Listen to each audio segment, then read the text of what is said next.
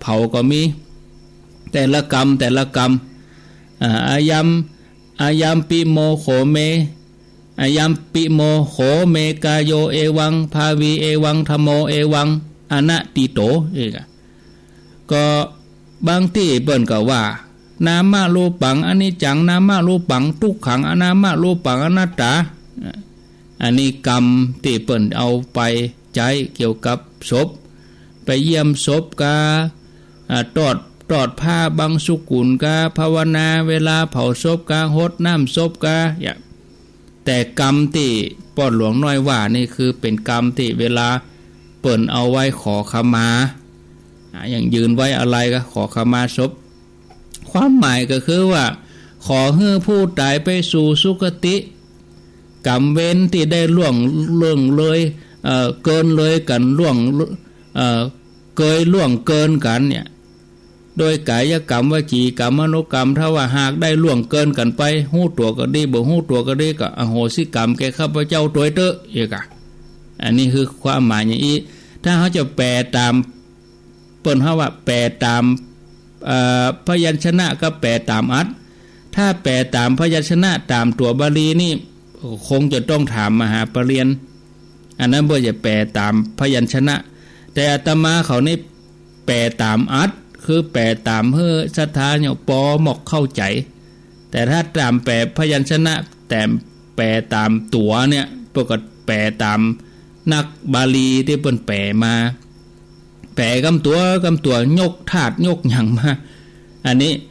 ก็จะต้องชี้แจงในเวลาที่นักพอสมควรจะต้องใจเวลาเมินพอสมควรในการที่จะมาอธิบายในการที่จะบอกกำตัวนี้แปลว่าหยังแปลว่าเขาเอารวมว่ารวมแปลรวมไปเลยฮือหมอกฮือศรัทธาเข้าใจก็คือการขอขมาศพขอขมาสรีระร่างเปิ้นที่เปิ้นเขาจะได้เผาเปิ้นแล้วขอขมาสุดท้ายยกมือก็ขอให้ท่านผู้ตายไปสู่สุคติภพกรรมใดที่ข้าพเจ้าเคยล่วงเกินท่านด้วยกายกรรมวจีกรรมมโนกรรมหากได้ล่วงเกินท่านด้วยหูตัวก็ดีบ่หูตัวก็ดีก็ขอให้อโหสิกรรมแก่ข้าพเจ้าด้วยเตอะเสร็จแล้วเพื่อจะสงบอันนี้คือความหมายโด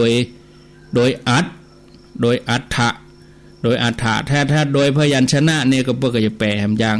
เวลามีปอก็เอามาอธิบายในโอกาสต่อไปนะเป็นกรรมขอขมาศพเนาะอันนี้ขอบคุณในคำถามคนอื่นก็ได้ฟังมีประโยชน์กับทุกคนอนุโมทนา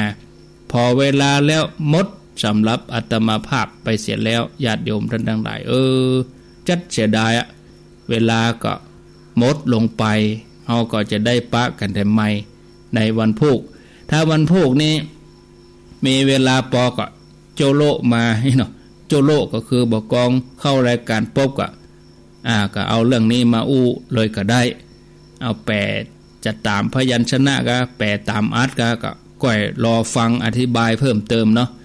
ถ้าว่าบะแห้งบะแล้วใจเตือกวันพุธเพราะประเด็นนี้เวลาจำกัดถ้าอธิบายยาวไปก็จะเบียดบังเวลารูปอื่นตนอื่นไปก็อนุโมทนาลาไปก่อน